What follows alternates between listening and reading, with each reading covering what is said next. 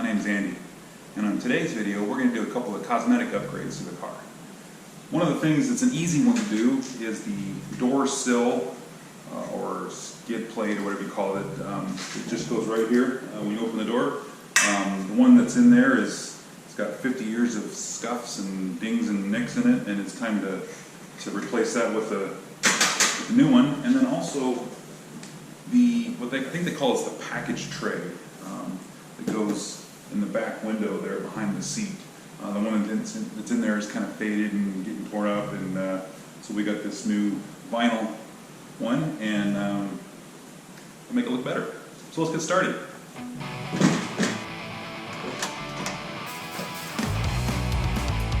Alright, this plate, let's get this old guy out of here and get the new one put in. All these are going to be pretty easy to get to, all these screws, except for there's one right here that the seat's kind of in the way. The rest of them can lean the seat forward. This seat, even the travel that it doesn't get you out of the way of this one screw, so that'll be the hardest one to get out, but the rest will be pretty easy.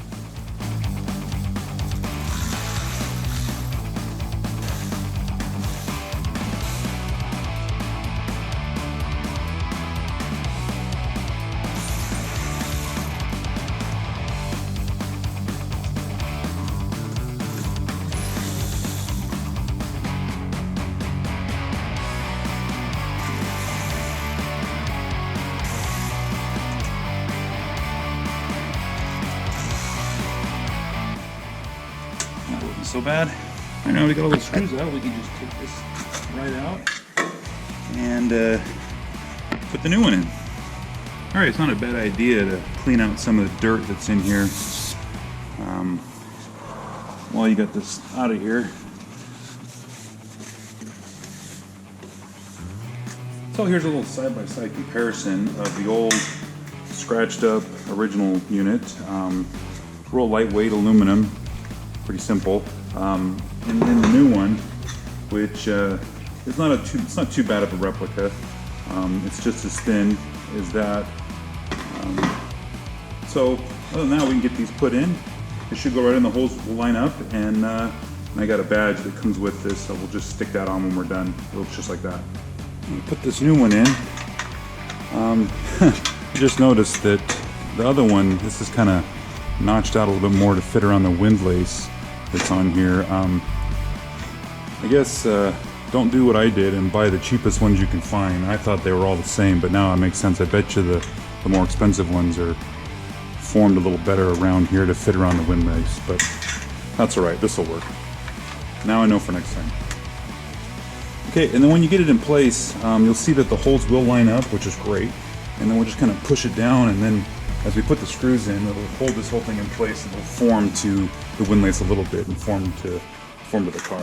The kit that I bought came with some new fasteners, so we'll go ahead and put those in. I noticed when I was taking the original out, there was different size fasteners in there. I think when this car was painted, they must have lost a few of these, and there was different threads, different sizes, and so now we have all the same size.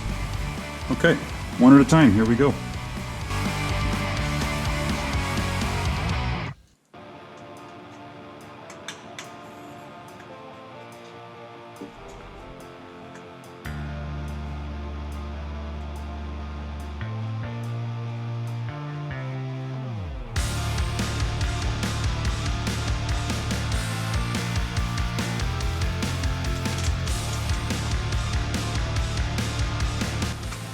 And I'm not tightening them down all the way. I'm going to leave them just a little bit loose, so if we have to move this thing a little bit as we put the screws in, then we can, and then we'll go back and tighten them all up.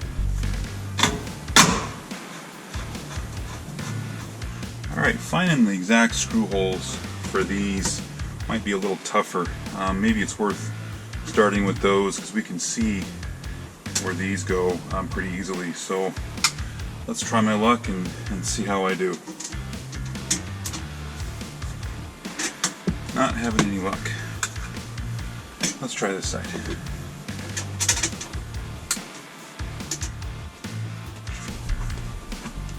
There, that went right in. I'll work on this one a little bit more. Alright, 2 down.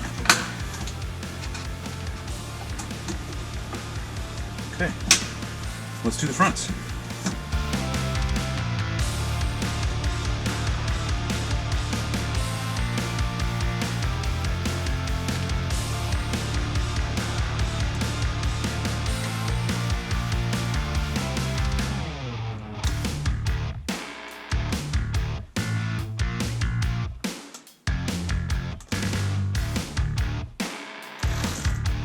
Wow, I got lucky.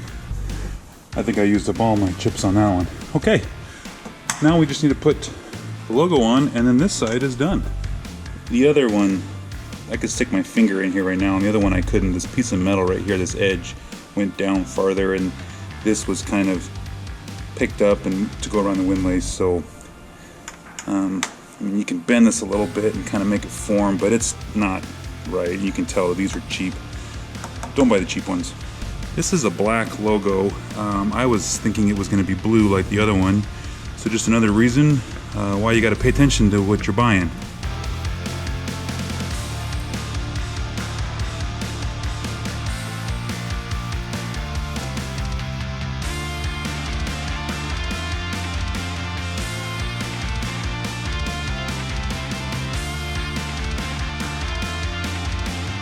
Alright, and just like the other side, we'll take off the screws and put the new one on. Pretty simple.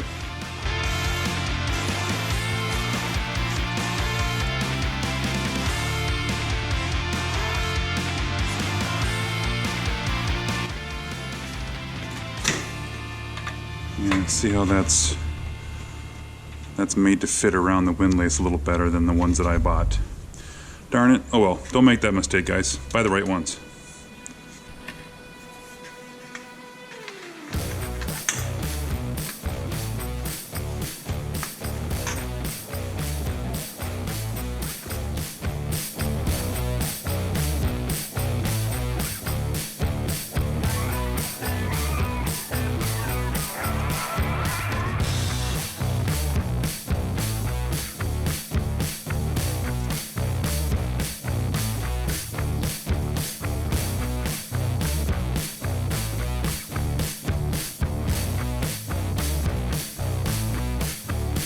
Alright, just like the last side, peel off sticker and put on this label.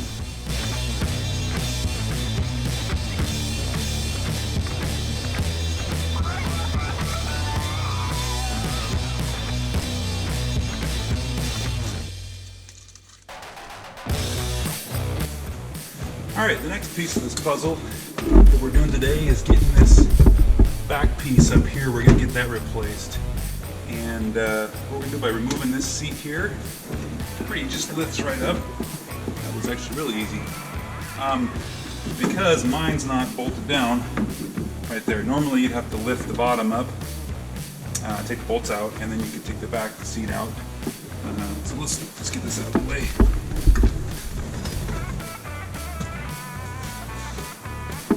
Alright, so most of you probably don't have a piece of cardboard.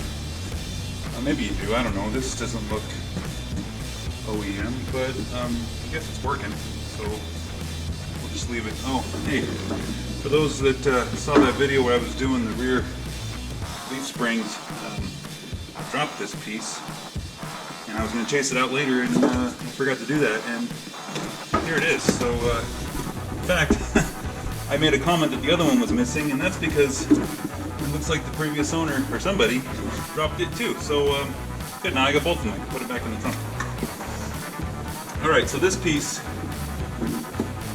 is held in there. It's like this piece and this piece is holding it down. Should just... Oh, now it's a one-way trip. Ideally, you don't want to break that, like I just did. There. It's got 50 years worth of use on it. Oh well. I got a new one. Let's put the new one in.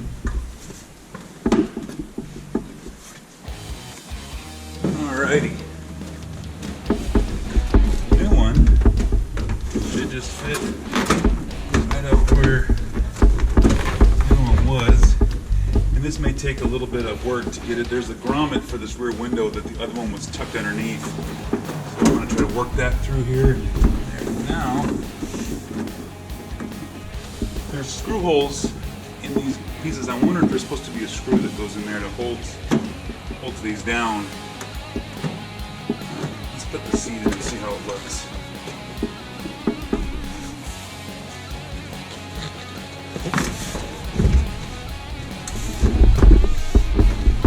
And that cleaned that up in the back. All right, that's pretty good. All right, that took care of that. The door sill piece, like I mentioned, those are the cheap ones. I wouldn't recommend getting that. Now I know why. I bet you the ones that were more expensive probably fit the door sill a little better. It works for now, but it's not what you want. The stock ones, they fit better. They're all scratched up and faded and old, and maybe there's a way to refinish them or clean them up. I don't know. I'm gonna hold on to them for now. There's no reason to get rid of them, but we'll stick with these for now. Also, the rear seat, that package tray in the back there. I'm going to be messing with those seats later on, so I'll go back there and think with that. But that's not ideal. It's not sitting flat like I wanted. It looks fine from right here. Only reason why you know is by watching the video and see that it doesn't fit right. But from right here and anywhere, it looks good. And then I gotta get that seat bolted down too, but I'm gonna pull the seats out anyway, so it's fine. All right, that worked out. Thanks for sticking with me. We'll see you in the next one. Ooh, too far.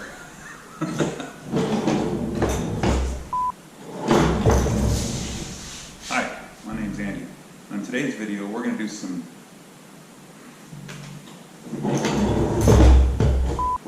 cosmetic upgrades, some changes to the car, just a couple tiny ones. Well, that's what you get when you buy the cheap ones, I guess. Darn it. This thing is not sticking. And, oh, that's why. You gotta pull off the next layer. Dumb.